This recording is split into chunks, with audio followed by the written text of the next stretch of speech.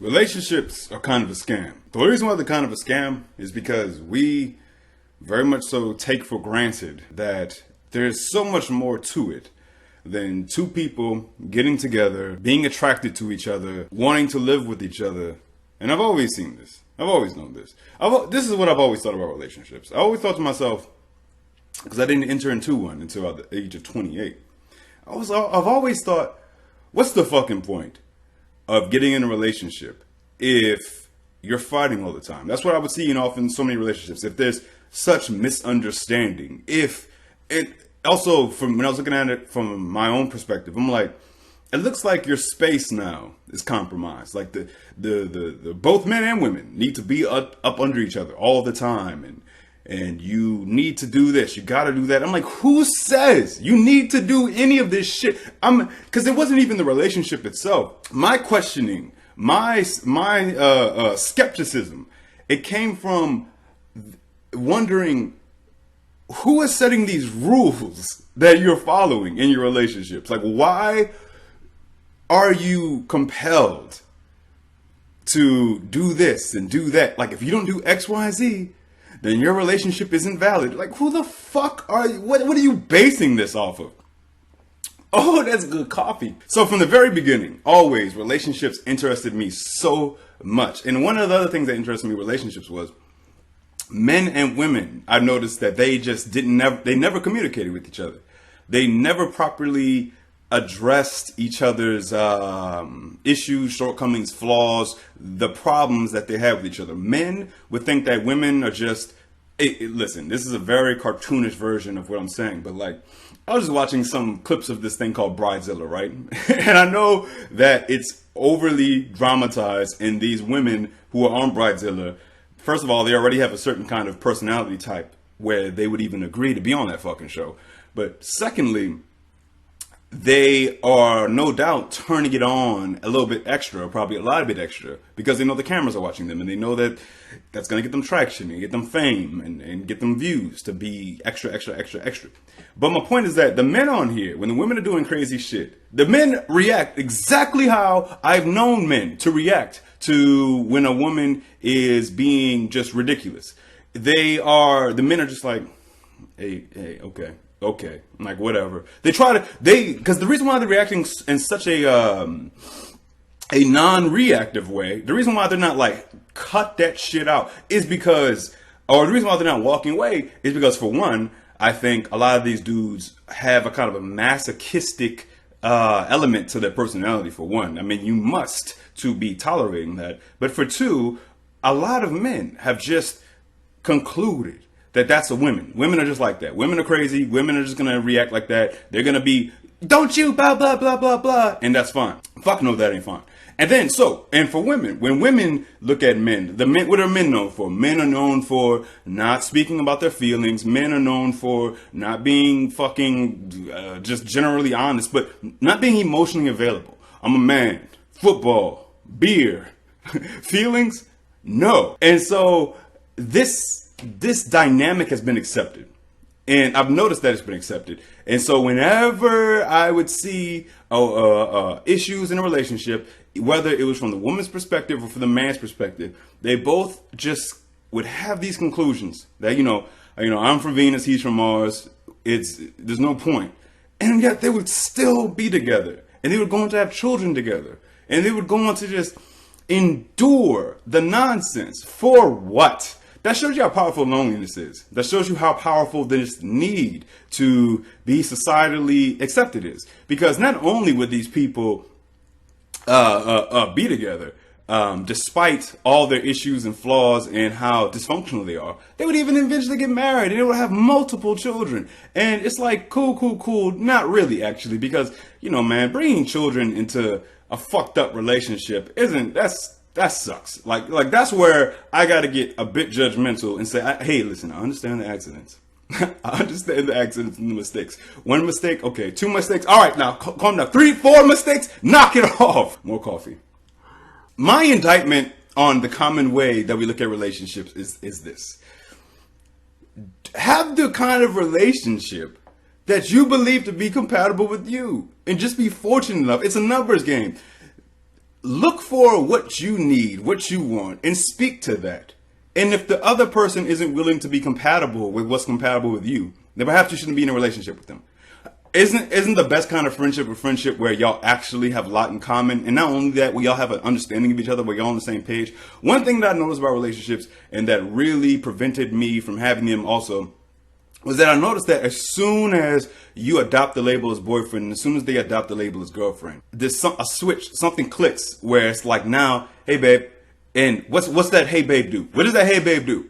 It is intrinsic in it is this different categorization.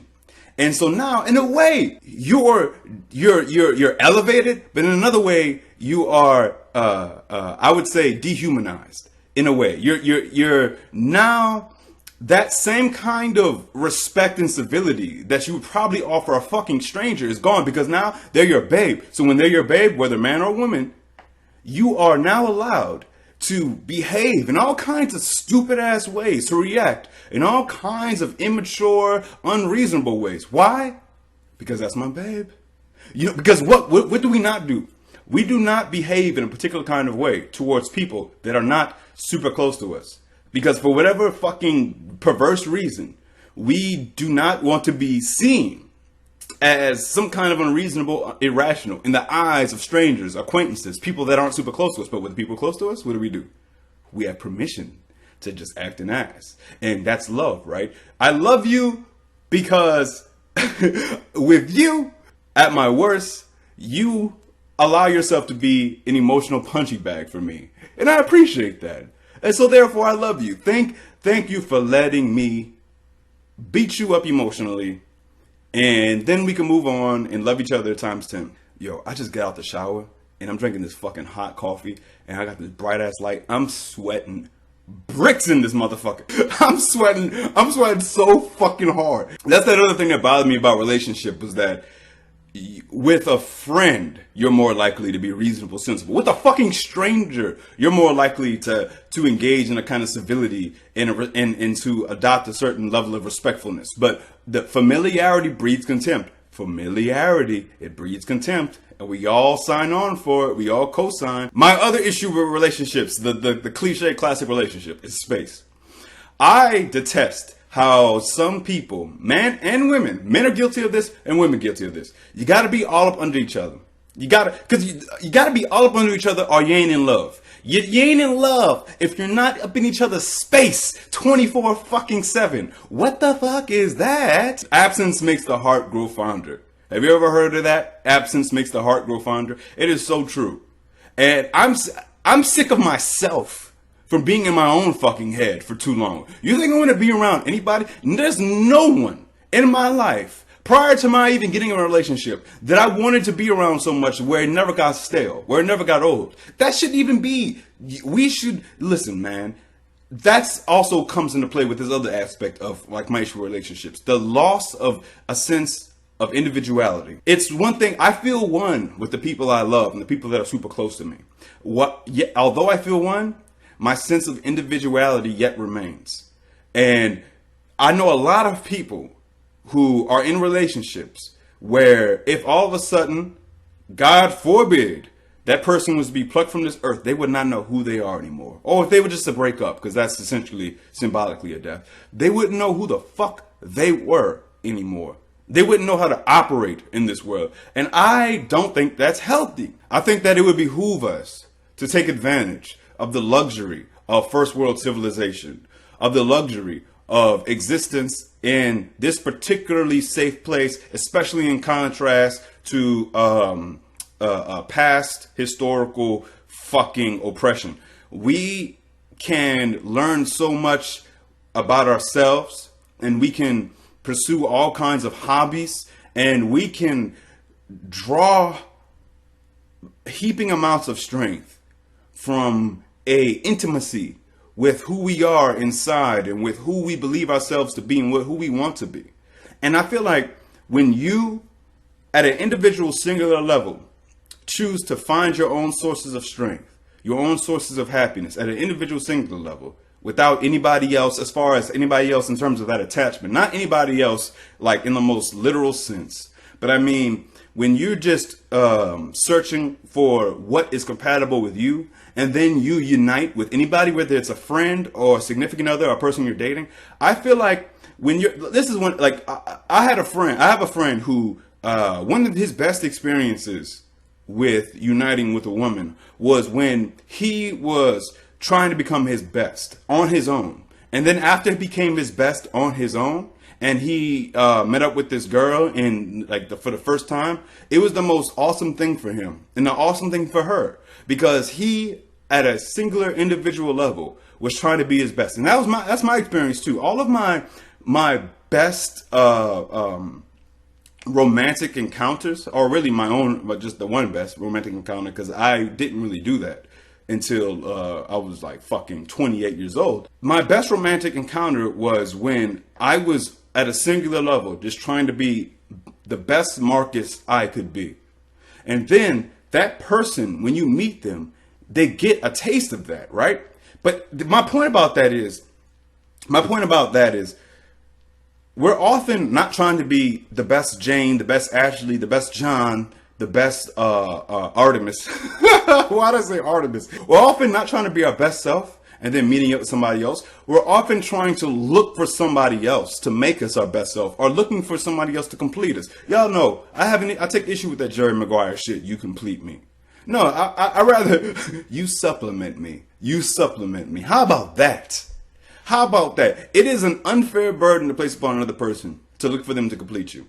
It's an unfair fucking burden. I have been guilty of that. Other people have been guilty. Everyone's so guilty of that. We look for someone else to complete us. You know, there's more drugs than just this stuff like this fucking coffee. This delicious, beautiful, mind-stimulating, blood-pumping coffee.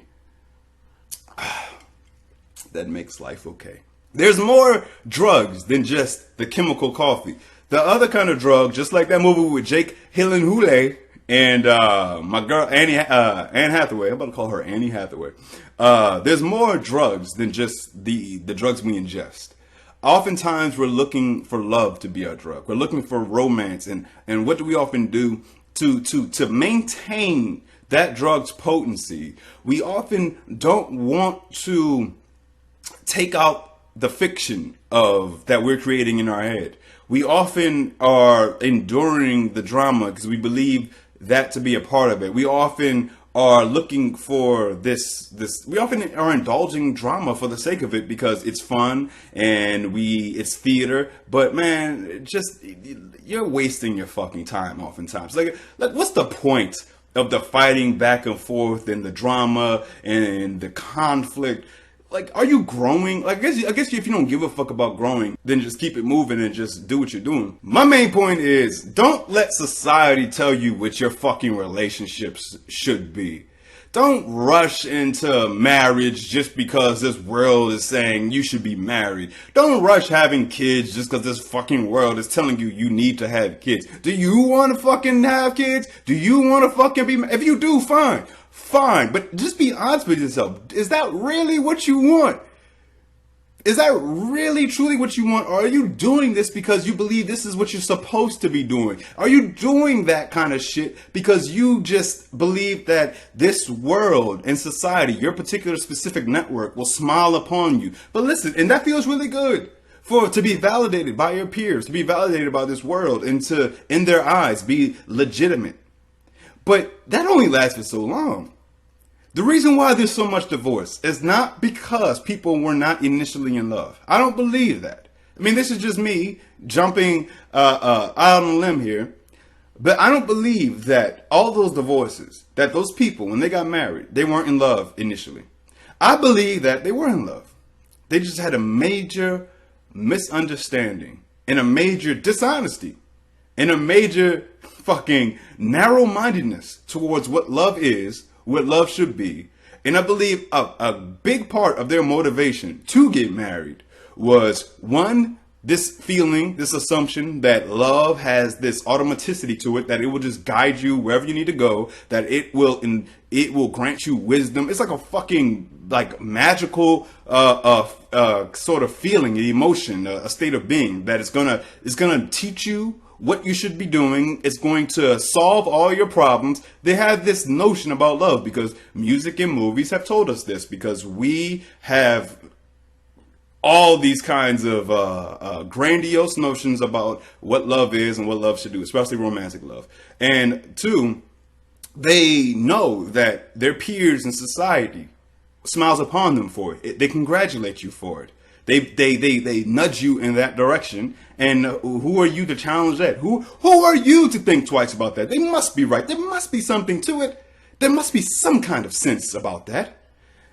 And three, I feel like it's a bit scary, and it takes a lot of courage at an individual singular level to ask yourself, without significant others involved, what makes me happy? What do I need to do for fulfillment?